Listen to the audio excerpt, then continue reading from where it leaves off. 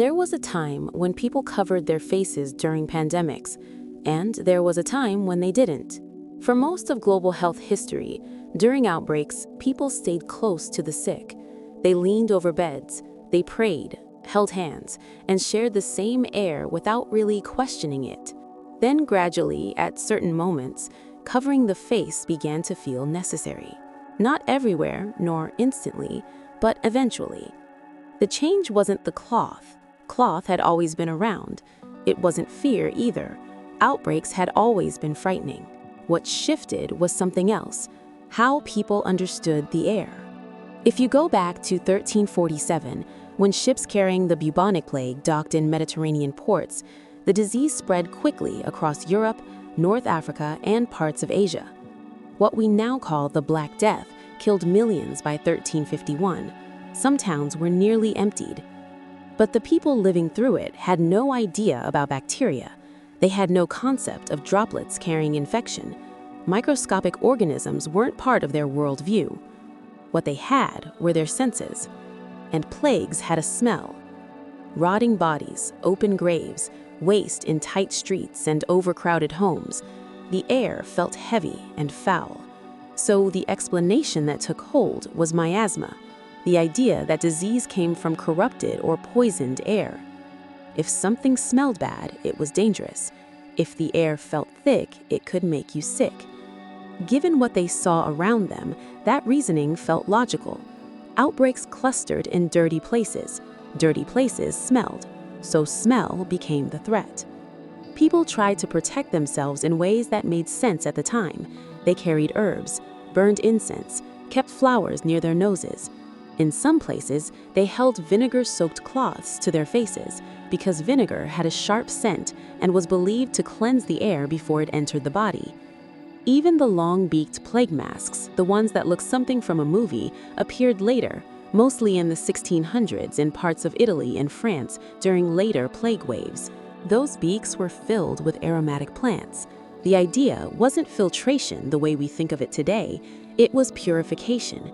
The herbs were meant to neutralize the bad air before it was inhaled. So, faces were sometimes covered, but not because people believed one person's breath could infect another. They were guarding themselves against an environment that felt toxic. That way of thinking lasted for centuries. Hospitals burned incense, windows were opened to release bad air, streets were cleaned to improve atmosphere. Perfumes and sharp smells were used almost like invisible shields.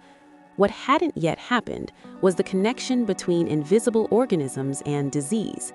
Microscopes existed, but no one had shown that specific microbes caused specific illnesses. The idea that your own breath could carry infection simply wasn't part of medicine yet. That began to change in the 19th century. In the 1860s, a French chemist and microbiologist named Louis Pasteur showed that microscopic organisms were responsible for fermentation and spoilage. That discovery didn't immediately transform hospitals, but it introduced something unsettling. Invisible life was everywhere, and it behaved predictably.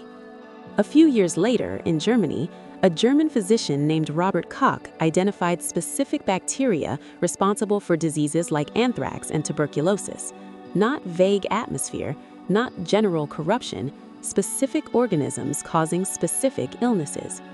Once that idea took hold, the air no longer looked poisonous. It looked crowded, not with smell, but with life too small to see. And if microorganisms could move from one body to another, then breath started to matter. Speech mattered. Distance mattered. The mouth and nose weren't just openings anymore. They were possible exit points. By 1897, this thinking had settled into surgical practice. In Paris, a French surgeon named Paul Berger noticed something simple. Surgeons leaned over open wounds and spoke while they operated. If bacteria lived in the mouth, what happened when droplets from speaking fell directly into a surgical site? He tested it.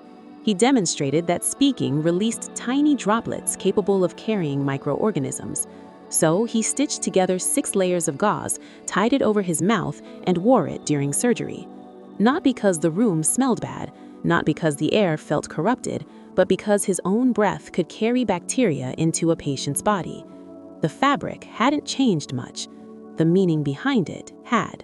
In 1910, during winter, in northeast China, a deadly outbreak began spreading across Manchuria. Entire households were dying within days. Railway workers collapsed. The mortality rate was terrifyingly high. It was later identified as pneumonic plague, a form that attacked the lungs and spread directly from person to person. This outbreak became known as the Manchurian plague. A young physician named Wu Lian-tek was sent to investigate.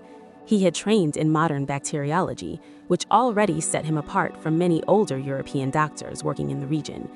When he examined victims and traced how the disease moved, something stood out. This wasn't spreading through fleas, like earlier forms of plague. It was spreading through breath. That was a bold conclusion at the time. If infection travels through respiratory droplets, then the mouth and nose were the root. So he designed a mask. Not decorative, not symbolic, a multi-layer cotton and gauze covering that fits snugly over the nose and mouth. Thicker than earlier surgical masks, built specifically to block infectious droplets in an epidemic setting. Some foreign physicians dismissed his idea. One French doctor openly refused to wear the mask. After treating patients without protection, he contracted the plague and died. That moment quickly changed how people perceived masks. Mask use spread. Medical staff wore them, railway workers wore them, officials distributed them more widely. For the first time, masks were used systematically during an epidemic, not in an operating room, but across an affected region, grounded firmly in germ theory. The shift was subtle but decisive. This wasn't protection from bad air, it was deliberate defense against transmission from one person's breath to another's. Then, 8 years later, the scale expanded. In 1918, in the United States, a new influenza strain began spreading globally in what became known as the Spanish flu. Soldiers carried it across oceans, cities filled with the sick, hospitals overflowed. By then, germ theory was established. Public health officials understood respiratory transmission, and this time they acted at scale. Cities like San Francisco, Seattle, and New York introduced mask laws, not gentle recommendations, actual requirements in certain public spaces. Gauze masks became part of daily life. Streetcar conductors wore them, factory workers, teachers, police officers. In some cities, appearing in public without one could result in a fine. Photographs from 1918 show packed streetcars full of masked passengers, Red Cross volunteers sewing masks in large batches. For the first time in Western history, face coverings moved beyond hospitals and into ordinary civic life. Then, more than a century later, it happened again. In 2020, during the global spread of the COVID-19 pandemic, masks returned to everyday life across continents. Not as medieval symbols, not as experimental tools, but as familiar infection control measures grounded in respiratory science. By then, the meaning had fully matured. The mask was no longer symbolic, no longer confined to surgeons. It had become a public health tool. And when you step back and trace the arc, something becomes clear.